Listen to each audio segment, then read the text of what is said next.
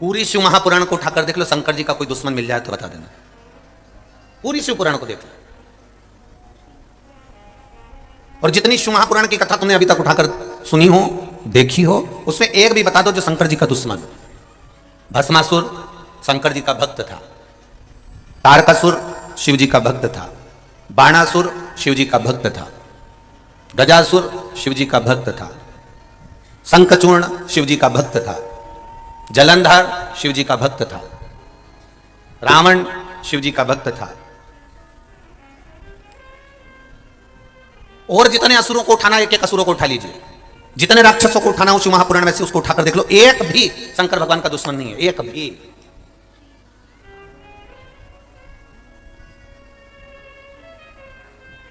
भस्मासुर, तारकासुर, तारकासुर के 3 बेटे तारकाक्ष, विदुम्माली, कमलाक्ष की किसी ने शंकर भगवान से दुश्मनी नहीं करी और न शंकर भगवान ने इनसे दुश्मनी रखी। कोई दुश्मन नहीं है, क्योंकि शिव का एक नाम है आशुतोष। आज के जमाने में लड़के का नाम आशुतोष रख दो तो वो दूसरे से दुश्मनी पाल सकता है और दूसरे उससे दुश्मनी पाल सकते हैं। नाम रखने से कुछ नहीं होगा महाराज कि तुम्हारा नाम ये हो गया। आशुतोष नाम रख लिया तुमने और तुम सोचो कि मैं उससे भेद कर रहा हूं, उससे द्वेष कर रहा हूं, वो मेरा भाई ने मुझे लूट लिया, मेरे भाई ने ऐसा कर दिया, मेरे भैया ने ऐसा कर दिया, मेरी भाभी ने ऐसा कर दिया, मेरी माता ने ऐसा कर दिया, मेरे पिता ने ऐसा कर दिया, साथी ने ऐसा कर दिया। नाम रखने से कुछ नहीं होगा। तुम सोचो कि तुम आशुतोष हो गए तो ये बहुत कठिन बात है साहब। आशुतोष का मतलब तो समझो। शिव पुराण के 24,000 श्लोक में से एक श्लोक ऐसा बता दो जो शंकर जी का दुश्मन था। कोई असुर, कोई राक्षस, कोई शिव जी का द्रोही था, कोई दुश्मन था। तारकासुर भी शंकर भगवान का दुश्मन नहीं था, जलंधर भी शिव जी का दुश्मन नहीं था, बाणासुर भी शंकर भगवान का दुश्मन नहीं था। ये जितने असुरों की लिस्ट निकालोगे, जितने राक्षसों की लिस्ट निकालोगे, इन लिस्ट में आप देखोगे कि इन सबने शिव जी की भक्ति करी है, इन सबने शंकर का भजन करा। ये दुश्मन है ही नहीं, ये द्रोही है ही नहीं, इनमें दुश्मन का कोई भाव है ही नहीं। जिसका कोई दुश्मन नहीं होता, अर्थात सामने वाला व्यक्ति भले मन में थोड़ा सा बैर उत्पन्न कर ले पर महादेव किसी के प्रति बैर उत्पन्न नहीं करते। इसलिए शिव जी का नाम एक है जिसको लोग क्या कहते हैं, जम के बोलो जरा, आशुतोष कहते हैं, क्योंकि बैर नहीं है। मेरे लाडले, मेरे कृष्ण, आपसे एक बात कहना चाहती हूँ। भगवान ने कहा बोल, क्या कहना चाहती रुक्मणी? रुक्मणी जी कहती हैं मैं ये कहना चाहती हूँ कि कर्ण इतना बड़ा दानवीर था, इतना दान देता था, इतना बड़ा दानवीर कहलाता था। कर्ण जैसा कोई दानी नहीं हुआ संसार में। अर्जुन भी उसके आगे फीका था, अर्जुन भी उसके आगे फीका था। फिर कर्ण जब इतना बड़ा दानी था तो ऐसी मौत क्यों मरा? कीचड़ में, खड्डे में उसका रथ का पहिया जाता है, वो गिर जाता है और बाणों से छन्नी हो जाता है। क्या कारण क्या है? भगवान कृष्ण से रुक्मणी जी पूछ रही है कि कर्ण इतना बड़ा दानवीर था, इतना बड़ा पुण्यात्मा था, इतना सत्कर्मी था, फिर खड्डे में गिरकर, पानी के खड्डे में गिरकर मरा। कारण क्या था? क्या कारण था? कई लोग कहते हैं वो तो बहुत भजन करता है, एक्सीडेंट हो गया, मर गया। इतना बड़ा भजन करने वाला, उसके साथ ऐसा कैसे हो गया? वो तो बहुत दान करता था, इतना अच्छा था, ऐसा मर गया। बताओ बेचारा इतना अच्छा था और इस तरह से मरा। हमको दया आती है तो रुक्मणी जी को क्यों नहीं दया आई?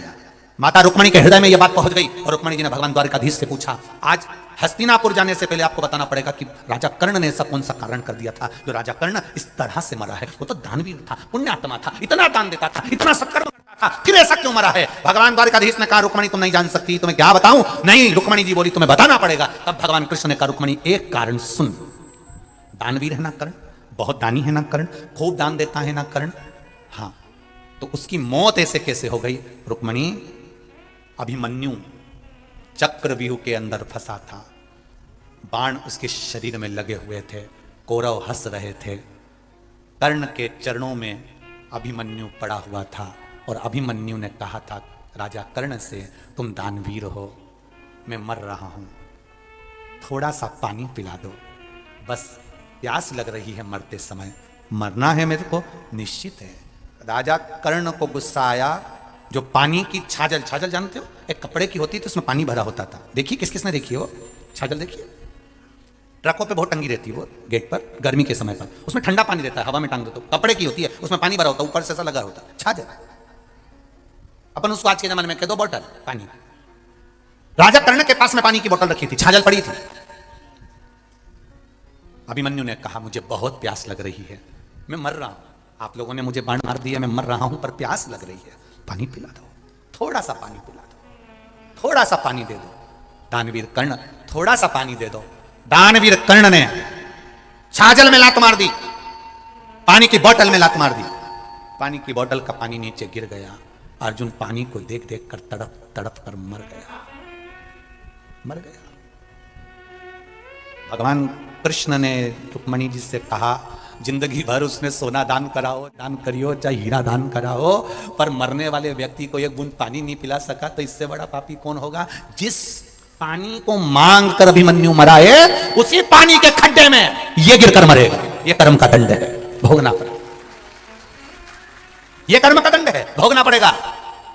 और जिस छाजल का पानी गिरा था, वो छाजल के पानी पर जब रथ चलना प्रारंभ हुए, वहां खड्डा होते गया, खड्डा होते गया, खड्डा होते गया, खड्डा होते गया, और अभिमन्यु जिस छाजल के जल के खड्डे से खड्डा हो गया रथ चल चल के, और कर्ण रथ भगा रहा था, खड्डे में रथ गिर गया और कर्ण नीचे गिरा और मारा गया। देखिए उस पानी ने कितना कमाल कर दिया, एक बूंद पानी प्यासे को नहीं पिला सकता, प्यासे को जोड़ जोड़ जोड़ जोड़ के मर गए। अंत में इतने बड़े फोटो घर में और दुकान में टंग गए। क्या करा जिंदगी में? केवल जोड़ा, जोड़ा पत्नी के लिए, जोड़ा बच्चों के लिए, 4 व्हीलर गाड़ी बच्चों के लिए, पत्नी के लिए, परिवार के लिए, कुटुंब के लिए, दुकान 1 से 4 कर ली, 4 से 6 कर ली, व्यापार बढ़ाते गए, बढ़ाते गए, व्यापार बढ़ रहा है, उम्र बढ़ रही है, पर भजन घट रहा है। भजन मत घटने देना। 24 घंटे भगवान का भजन नहीं कर सकते, मत करो। 1 लोटा जल लेकर महादेव के मंदिर में चले जाना, 5 मिनट लगेंगे, श्री शिवाय नमस्तुभ्यम कहकर चढ़ा देना, बस उसके दरवाजे से होकर आ जाना। वो 5 मिनट तेरे 5 वर्ष की जिंदगी को संवार देंगे, ये निश्चित है। 5 मिनट से ज्यादा नहीं लगता, 5 मिनट 10 मिनट। मंदिर अगर दूर होगा तो 10-12 मिनट लगेंगे। वैसे तो मुझे विश्वास है कि छत्तीसगढ़ की पावन धारा पर आप लोग कथा सुन रहे हैं, और जितने लोग आस्था चैनल पर, फेसबुक, यूट्यूब पर सुन रहे हैं, ये मेरा विश्वास कहता है, जहां जहां रह रहे हो वहां दूसरे भगवान का मंदिर मिले चाहे नहीं मिले, पर पेड़ के नीचे, ओटले पर, कहीं ना कहीं तुम्हारी सोसाइटी में, कॉलोनी में, मंजिल में, कहीं ना कहीं तो छोटा ना छोटा शिवालय जरूर होगा। वहां 1 लोटा जल चढ़ाना प्रारंभ करो। कटेगा दुख, काटेगा मेरा बाबा, आएगा बाबा आएगा। अभी कथा में कहा था, मालेगांव की कथा में, बच्चे को डराना हो तो कह दो बाबा आ गया, बच्चा रोना बंद कर देता है। उस तरह दुख बहुत हो और तुम्हें लग रहा है कि बहुत दुख है, तो याद रखना बाबा, जम के बोलो, आएगा बाबा आएगा। तो बच्चा रोना बंद कर देता है, बाबा आएगा, ये सुनकर हमारा दुख भी कट जाता है कि मेरा शंभू मेरे साथ में है, मेरा शंकर मेरे साथ, मेरा ओघड़ी मेरे साथ में।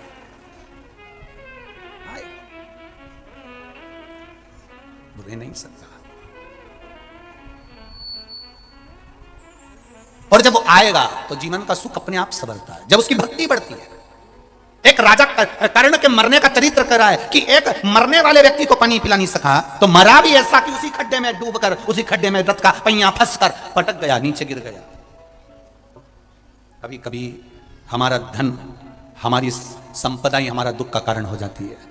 बहुत पैसा होता है, बहुत पैसा होता है, तो कोई उसके बेटे को, पत्नी को, परिवार को कोई ले जाए, क्यों ले गए? पैसे के चक्कर में उठा कर ले गए, ऐसा किडनैप कर लिया, ऐसा। धन इतना कमाया था, वो धन ही हमारा विनाश का कारण है। धन, वो दौलत ही हमारा विनाश है। कहां करें? शिव जी के सामने नंदी बैठ गया, तप में लीन, साधना में लीन। एक प्रश्न करा है किसी बेटी ने, इस पत्र के माध्यम से प्रश्न किया गया। भगवती साहू, मोबाइल नंबर दिया है आपने, इनके प्रश्न है। भगवती कहीं बैठी हो तो हाथ जरूर हिलाइएगा। प्रश्न अच्छे हैं आपके, बाबा की कृपा। कहीं बैठी हो तो हाथ जरूर हिलाना। भगवती साहू आप इन लिखा है, दोनों हाथ हिला दो एक बार। श्री शिवाय नमस्तुभ्यम। आपका पत्र प्राप्त हुआ, बहुत सुंदर प्रश्न है आपका।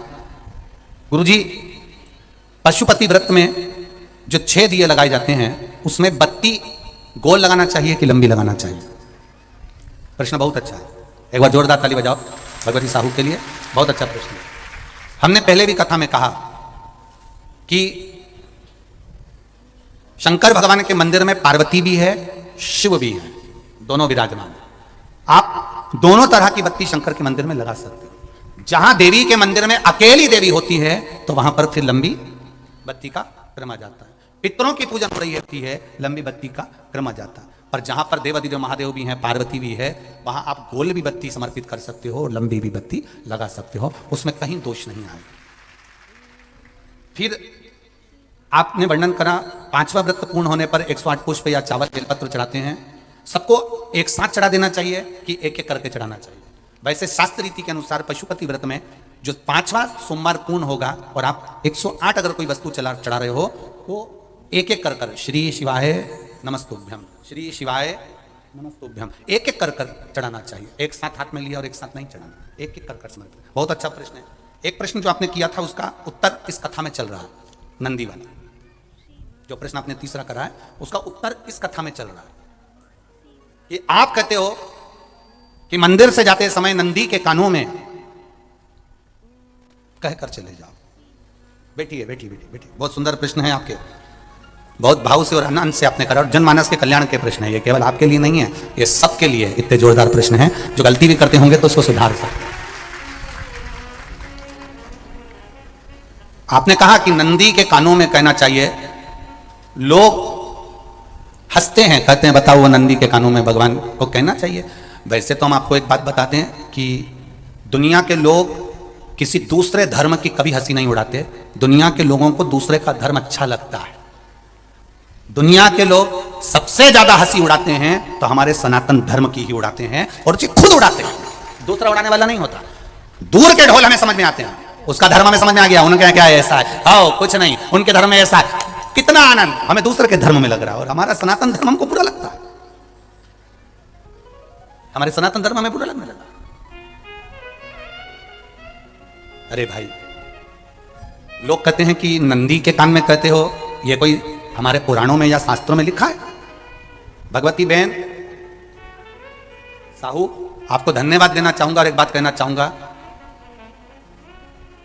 जितनी भी शिव महापुराण के अंतर्गत चाहे उपाय जो बताए जाते हैं कि बेलपत्री ऐसे चढ़ाना, काली मिर्च ऐसे चढ़ाना, चावल ऐसे चढ़ाना, धतूरा का क्या महत्व है, शमी के पत्ते का क्या महत्व है, बेलपत्री के पत्ते का क्या महत्व है, ये जितनी भी बातें बताई जाती हैं ये सब पुराण के अंतर्गत से बताई जाती है। अब दुनिया के लोग इसको चाहे टोटका कह दें, चाहे दुनिया के लोग इसे टोना कह दें, पर पुराण से हटकर कुछ नहीं। और आप लोगों को अगर बोला है कि नंदी के कान में कहकर भगवान शंकर के मन में बात पहुंचे तो ये क्यों कहा, तो ये भी हमारी शिव महापुराण में लिखा है, जलंधर के चरित्र में। कोई आपसे कहे कि नंदी के कान में बोलने से क्या होता है, ये जलंधर का चरित्र कह रहा है। मां पार्वती जी का हस्त कमल पकड़कर जलंधर लेकर जाने लगा, वृंदा का पति लेकर जा रहा। वृंदा तो भगवान की भक्ति में लीन रहती थी, उसको तो जलंधर को सबसे ज्यादा तकलीफ थी नारायण से, पर शिव के पास आ गया क्योंकि ईर्षा प्रवृत्ति अभी कथा में कहा। कोई कोई ऐसा होता है जिसको तुमसे बेर नहीं होता तो भी अंदर से ईर्षा जाग जाती है। कोई कोई ऐसा होगा जिसको अंदर से ईर्षा जागती है, अपने आप अंदर से ईर्षा जागती है, उसका कोई बेर नहीं और ईर्षा जाग भीतर से ईर्षा जाग। ना आप उससे मिले हो, ना कभी वो आप उसके सामने बैठे हो। कई लोग किसी ना किसी की बुराई करते हैं तो हम लोग पूछ भी लेते हैं, क्यों साहब उनसे मिलकर आए हो क्या तुम? कभी नहीं मिल किया, कभी उनका सामना हुआ नहीं हुआ, तो फिर बुराई क्यों कर रहा? एक ने कर दी थी इसलिए हमारे ध्यान में था तो हमने भी कर दी। लो, वो कुआं में डूब के मरेगा तो तू भी मरेगा का? नहीं। नंदी सामने बैठा है, गणेश जी को मालूम पड़ गया, कार्तिकेय को मालूम पड़ गया, मां पार्वती जी का हस्त कमल जलंधर ने पकड़ लिया और लेकर चला, मालूम पड़ गया। तब नहीं रहा गया। गणेश जी को क्रोध आ गया और गणेश जी महाराज आए, शिव जी को जगाने लगे। पिताजी पिताजी पिताजी कर जगाया, उठो पिताजी, पिताजी उठिए, पिताजी जागिए, पिता को जगा रहे हैं। भगवान शंकर नहीं उठे, तप में लीन थे। क्या करें हम, जलंधर के पास में इतना बल है, इतना बल है, और पिता की आज्ञा नहीं होगी तो हम कैसे मार देंगे इसको? मारने को तो मार दें। मां ने आज्ञा करी थी कि जलंधर उसको तारकासुर को मार दो, तो कार्तिक ने तारकासुर को मार दिया। शिव जी की आज्ञा नहीं तो हम इसको कैसे मारें? क्या करें? सब कुछ गणेश जी ने देख लिया, शंकर जी के ऊपर बहुत बहुत बहुत बहुत प्रार्थना कर देख ली, पर शंकर जी नहीं जागे। तब आखिरी में विनायक ने, गणेश ने जितने लोग आस्था चैनल पर कथा सुन रहे हैं, जितने लोग फेसबुक यूट्यूब पर कथा सुन रहे हैं, इस बात को याद रखना कि नंदी के कान में कहने से क्या होता है वो ये इस कथा से सीख लेना। आखिरी में गणेश जी को लगा किसको कहूं, शंकर जी भी तप में हैं, नंदी भी तप में हैं, मैं किसको कहूं। शिव जी को कह के कर थक गया, पिताजी को बोल बोल कर थक गया, पिताजी जाते नहीं, अब मैं किसको कहूं ये बात, किससे कहूं। विनायक गए सीधे अब नंदी के पास में। नंदी भी तप में लीन थे, शंकर जी की ओर मुख था, शंकर जी की ओर मुख था। गए और जाकर तुरंत विनायक ने नंदी के कानों में जाकर कहा, नंदीश्वर मैया का हाथ पकड़कर जलंधर लेकर जा रहा है, पिताजी तप में लीन है, कृपा करिए ना। बस केवल नंदी के कान में कहा, गणेश जी दूर हट गए। नंदी के कान में कहा, शंकर जी के नेत्र खुल गए, शिव जी के नेत्र खुले।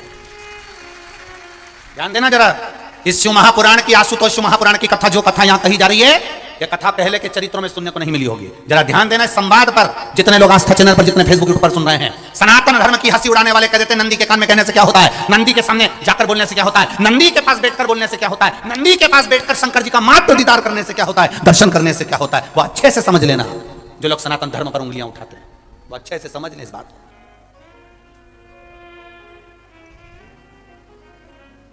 क्या होता है, नंदी तप में लीन, शिवजी तप में लीन, शिव नहीं उठ रहे। विनायक ने नंदी के कानों में जाकर दिया, नंदी के कान में जाकर कहा, नंदी के नेत्र नहीं खुले। नेत्र किसके खुले, जम के बोलो, महादेव के खुले, शिव जी के खुले। ये मन का तार, नंदी शंकर की आराधना कर रहे थे, शिव अपनी भक्ति में डूबे थे। यहां कहा, यहां पहुंचा, जो दिल में था उस तक बात पहुंच गई। नंदी के दिल में शिव थे, तुम कहे, नंदी ने शंकर तक बात पहुंचा दी। वो सूत्र जो बंधा था दिल से दिल तक का, वो पहुंच गया। वो सूत्र जो दिल से दिल तक बंधा हुआ था, मन से बंधा हुआ था, खबर वहां तक पहुंच गई, खबर पहुंच गई।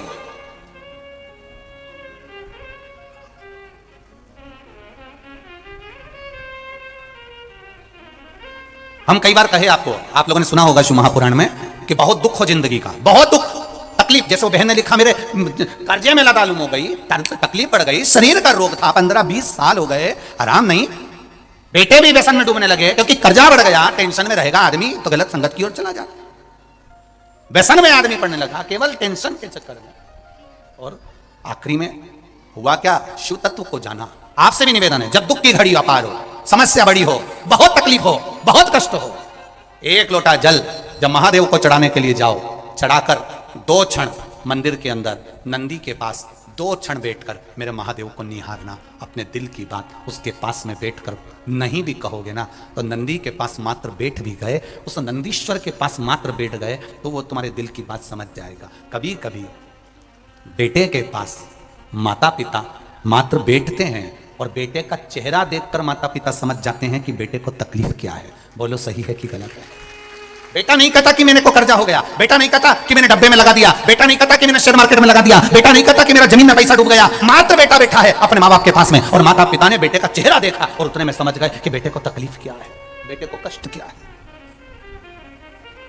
क्या तकलीफ है मेरे पुत्र को। बेटा, कथा का स्मरण, एक लाइन का स्मरण, आ बैठ मेरे पास, तुझे देखता रहूं, ना मैं कुछ कहूं ना, देखने में समझ आ जाएगा क्या है इसको, क्या बोल रहा है, क्या है।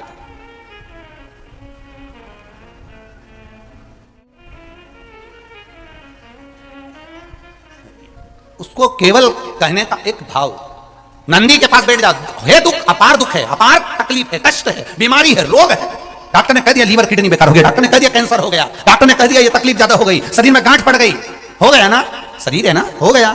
एक पत्र में एक बहन ने लिखा कि मेरे शरीर पूर्ण तरह से बेकार हो गया, यहां तक बच्चादानी में गांठ तक पड़ गई, उसने पत्र में लिखा है। तब तकलीफ बढ़ गई ना, कोई बात नहीं, दवाई खाओ, डॉक्टर को दिखाओ, पर एक बार उस जल को शिव जी पर चढ़ाओ, चढ़ाकर जल लेकर जब घर जा रहे हो, 2 क्षण मेरे नंदीश्वर के पास में बैठ जाओ, नी भी कुछ कहना है मत कहो, एक बार उसके करीब में बैठकर दिल से, मन से मेरे महादेव से जो कहना चाहती हो, बस मन में भी धर लिया, तो मेरे नंदी ने सुनकर वो महादेव से कह दिया। दुनिया का सबसे ज्यादा तप करने वाला, समाधि में लगने वाला, साधना करने वाला, व्रत करने वाला, उपवास करने वाला, तब साधना में लीन होने वाला कोई है तो वो नंदीश्वर है, जो शिव जी के सामने बैठकर उनके सामने हमेशा सामने मुख कर तप में लीन रहे, हमेशा तप में लीन, सामने रहकर तप में लीन। कौन कौन गया शंकर जी के मंदिर? सब गए हो? नंदीश्वर को देखा है? रख लो हाथ। तुम गए तो कभी नंदी ने पलट के तुम्हें देखा? अरे बोलो तो जम के। नहीं देखा।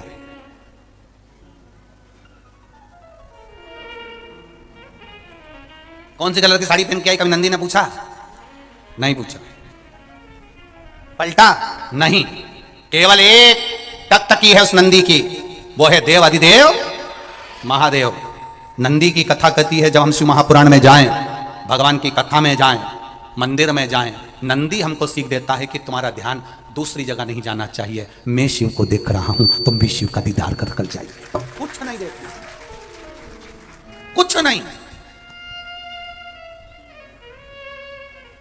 अपने प्रेम को दर्शाने का भाव प्रकट करें। हम कई बार कहते हैं शिव महापुराण में जितने कार्यकर्ता कार्य करें, हम उनसे बार बार कहते हैं, हर जगह कथा में कहते हैं, आगे भी जो कथाएं वो भी अच्छे से सुन ले। हम हर कथा में कहते हैं कि शिव पुराण में जितने कार्यकर्ता कार्य करते हैं, जितने लोग संभालते हैं, चाहे वो कार्यकर्ता हो, चाहे बाउंसर हो, चाहे काली शर्ट वाले हो, चाहे पीली शर्ट वाले हो, उन सबसे एक निवेदन रहा है, किसी से भी आप बोलो, मीठा बोलना, प्रेम से बोलना, आड़ा टेढ़ा मत बोलना। दुनिया के लोग आपको नंदी के रूप में देखते हैं, सेवक के रूप में देखते हैं कि आप देवाधिदेव महादेव की सेवा करने आए हो, और आप अगर किसी से अपशब्द कह दो या किसी से आड़ा टेढ़ा कह दो तो उसमें आपकी श्रेष्ठता नहीं है। दुनिया के लोगों को ये लगता है हम सीहोर वाले महाराज की कथा में गए थे और हमारे को ऐसा कह दिया। दिक्कत वहां खड़ी हो जाए, प्रेम परोसा जाए। आशुतोष शिव महापुराण की कथा है, आशुतोष आपके भीतर भी होना चाहिए, आपका किसी से बैर नहीं, केवल प्रेम होना चाहिए। लुटाओ प्रेम, जितना दे सकते हो दीजिए। अपने स्नेह को बांटने का मौका मिला। क्या मिला ये कोकड़ी वालों को? क्या मिला ये बालोदा बाजार वालों को? ये भाटापारा वालों को? ये कोकड़ी गांव के लोगों को, बालोदा बाजार वालों को, भाटापारा वालों को, या छत्तीसगढ़ वालों को ये 7 दिन प्रेम लुटाने का मौका मिला है। कितना लुटा सकते हो लुटाइए। शिव महापुराण की कथा नहीं होती है, ये प्रेम देखा जाता है। अभी कथा थी मालेगांव में, मालेगांव में कथा, पूरा भारत का लोग जानता है कि मालेगांव में क्या स्थिति रहती है, ये पूरी दुनिया जानती है। उसके बाद भी मालेगांव के लोगों ने इतना प्रेम लुटाया कि एक धर्म का व्यक्ति नहीं, सभी धर्म के लोगों ने खूब खिलाया, खूब आनंद में रखा। केवल एक धर्म का नहीं, सारे धर्म आगे बढ़ गए, सारे धर्म अग्रण्य आ गए। प्रेम में वो बल होता। बहुत टेंशन था, बहुत टेंशन था लोगों को। मालेगांव में कथा, मालेगांव में कथा, मालेगांव में कथा, कैसे होगी, क्या होगा? कथा हुई। क्या भाव लोगों का, क्या हृदय, प्रेम लुटाइए, केवल प्रेम। सभी धर्म के लोगों ने प्रेम लुटाया।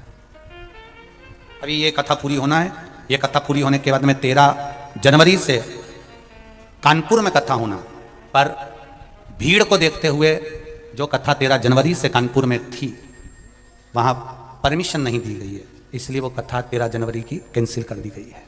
जो कानपुर वासी हैं वो ध्यान से सुनिए। होता है भाव, जहां दिल लगे। कई लोग कह रहे थे मालेगांव इतना ऐसा क्षेत्र जहां कथा, इतना प्रेम परोसा मालेगांव के लोग, लाखों लोग पहुंचे, पर सब धर्म का व्यक्ति वहां जुड़कर उसने सेवा का तल्लीनता प्राप्त करी। कोकड़ी वालों को मिला है मौका, कोकड़ी वालों को, छत्तीसगढ़ वालों को मौका मिला है। बार बार कथा का ये मौका नहीं मिलता अपने क्षेत्र में। अगर बालोदा बाजार में कथा हो रही है, आपके कोकड़ी में कथा, ये भगवान की कृपा से हो रही है, ये प्रभु की कृपा से हो रही है। क्या प्रेम लुटाना आपको, कितना प्रेम। हमारे सीहोर नगर में 16 फरवरी से 22 फरवरी तक रुद्राक्ष उत्सव हो रहा है। बाबा की ऐसी कृपा, पूरा सीहोर, एक एक समाज, एक एक धर्म का व्यक्ति लगा हुआ है। सारे, चाहे अग्रवाल समाज हो, महेश्वरी समाज हो, ब्राह्मण समाज हो, साहू समाज हो, राठौर समाज हो, भाऊसार समाज हो, स्वर्णकार समाज हो, दर्जी समाज हो, कुशवा समाज हो, कायस्थ समाज हो, जितनी समाज होती है, सब समाज के लोगों ने अपनी अपनी धर्मशाला निःशुल्क कर दी भक्तों को रुकाने के लिए। रुको, और सब जगह प्रसाद की व्यवस्था कर दी, सब जगह। आओ आओ, 16 फरवरी से 22 फरवरी रुद्राक्ष महोत्सव में कितने लाखों लोग जहां पहुंच रहे हैं। भगवान का केवल एक रुद्राक्ष का महत्व, और कंकर शंकर की भूमि पर दुनिया के लोगों को जितना रुद्राक्ष का आनंद है, उतना लोगों को केवल शिवरात्रि के दिन फुलेरा दूज का जो महत्व है, वो फुलेरा दूज के महत्व को जानने के लिए केवल दुनिया के लोग वहां पहुंचते हैं, केवल फुलेरा का आनंद लेने। कितना महत्व है रुद्राक्ष महोत्सव, उसको जानो। लुटाइए, ये मौका मिला है आनंद का, दिल से प्रेम लुटाओ। नंदी से कहा, नंदी ने देवादिदेव महादेव से नहीं कहा, केवल नंदी आंख बंद कर बैठे थे। कहते से ही भगवान गणेश के शब्द शिव जी तक पहुंच गए। शिव जी के नेत्र खुल गए और उन्होंने जलंधर के पास पहुंचकर पार्वती जी का हस्त कमल छुड़वाया। जरा विचार करिएगा, आप नंदी से कहते हो, मेरे महादेव तक बात पहुंच जाती है। आपको केवल नंदी से प्रेम से कहना है, नंदीश्वर मेरे बाबा, ए मेरे बाबा, आप रोज शिव जी को लेकर भ्रमण पर निकलते हो, मुझे बहुत दुख है, आप मेरे दुख को मिटाने के लिए मेरे दरवाजे पर क्यों नहीं आते। नंदीश्वर से कहा, शिव जी तक बात पहुंच जाएगी, शंकर के नेत्र आपके लिए खुल जाएंगे और महादेव आपके यहां खड़ा, मेरा महादेव आपके पास में खड़ा